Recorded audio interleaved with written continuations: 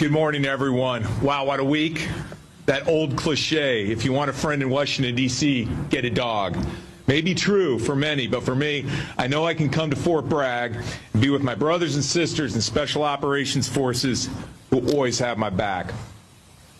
It is an honor to be here on this hallowed plaza where we are reminded of the enormous sacrifices and burdens shouldered by our nation's special operators.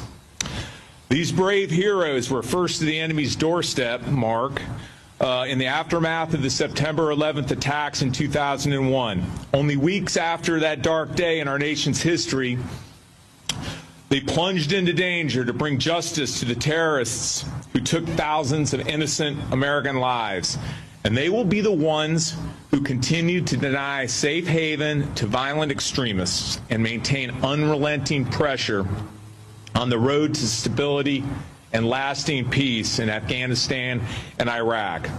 I know firsthand the caliber and character of these brave service members, having served as an Army Special Forces company commander under then Colonel John Mulholland during Operation Enduring Freedom, and with Mark, of course. I also served 2 tours in Iraq, including during the 2003 invasion and later in 2006 as a Special Forces Battalion Commander, 2nd Battalion, the Special Forces Group. Absolutely the best Special Forces Battalion in the history of the world. No offense. I spent the remainder of my career just as committed to defeating terrorists and those that would help harbor them. Today we are gathered before a monument that symbolizes the tremendous cost of these conflicts and our relentless vigilance. In light of the countless sacrifices made by hundreds of thousands of American service members and our enormous progress over nearly 2 decades, we are now bringing these conflicts to their successful and responsible conclusion under the bold leadership of President Trump.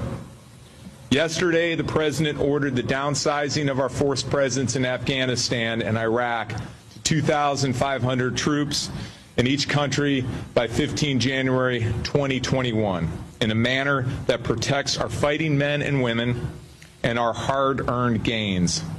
At the same time, you all know this, should any malign actors underestimate our resolve or attempt to undermine our efforts, we will not hesitate to restore deterrence and defeat any and all threats. As we implement the President's orders, we also recognize that transitions and campaigns are fraught with risk and unexpected challenges and opportunities.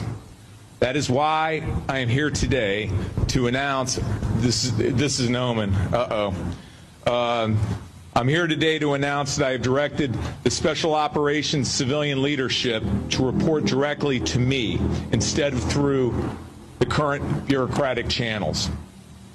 This historic step finalizes what Congress has authorized and directed and will put Special Operations Command on par with the military services for the first time. This reform will immediately improve agility to the Department and the Command and will enable us to streamline information flow, enhance decision-making, and more adaptly and adeptly support our commanders and their superb soldiers, sailors, airmen, and Marines. Change is often tectonic in the Department of Defense. This is by design, and as our history shows, has served the nation very well.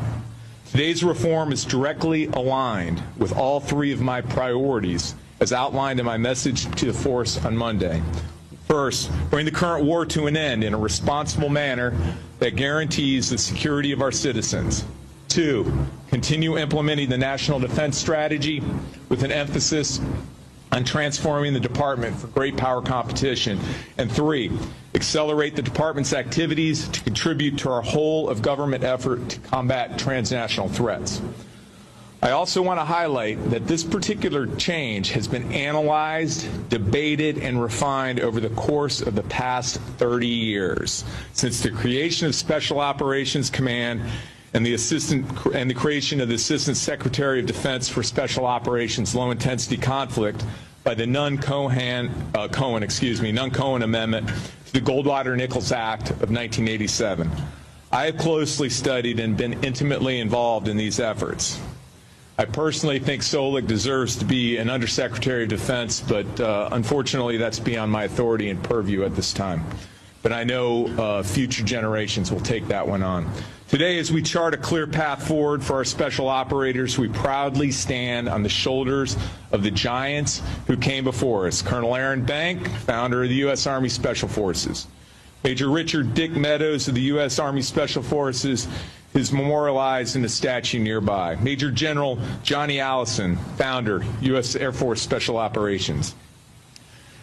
Captain Phil Bucklew, whose name adorns the Naval Special Warfare Center in Coronado, California. Brigadier General Evans Carlson, we're the Devil Dogs. What an incredible commander. An influential commander of the earliest Marine Raiders. Major General Jack Singlaub, a trailblazer among Special Operations Forces. Former Army Secretary John Marsh, a vocal advocate for soft improvements in the wake of Operation Eagle Claw. And more recently, Colonel Retired Dave Maxwell, United States Army Special Forces. Lieutenant Generals John Mulholland and Charles Cleveland. No, Charles Cleveland. He's always Charlie Cleveland. That's good to see it formalized there.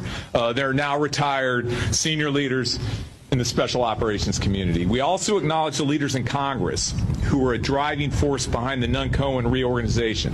I'm reminded of the late Congressman Dan Daniel from Virginia, an early and influential proponent of special operations reform, and Jim Locker, who was instrumental in garnering bipartisan support for the reorganization and later became the Assistant Secretary of Defense for Special Operations Low Intensity Conflict. We have to remember, though, behind these titans stood an enormous group of dedicated patriots, many that have served in this building, who did the heavy lifting to create what ultimately became U.S. Special Operations Command, a national treasure, unparalleled in the world. These patriots give us strength and remain our guiding lights. Today, with the strong support of President Trump, we are forging the next chapter in the history of the United States Special Operations Forces and formalizing a watershed reform.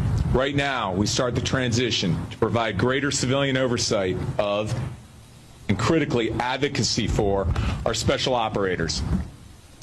This couldn't come at a more critical moment in time as we bring our nation's longest conflict to a responsible end and prepare our special operations forces for this new era of great power competition. I can think of no better place than here, at the original home of our special operations forces, to enshrine stronger support for the next generation of special operators hardened by combat and unrelenting deployments who understand the fundamental nature of war, who remain committed to defeating every threat, and who are undeterred by the high price of victory.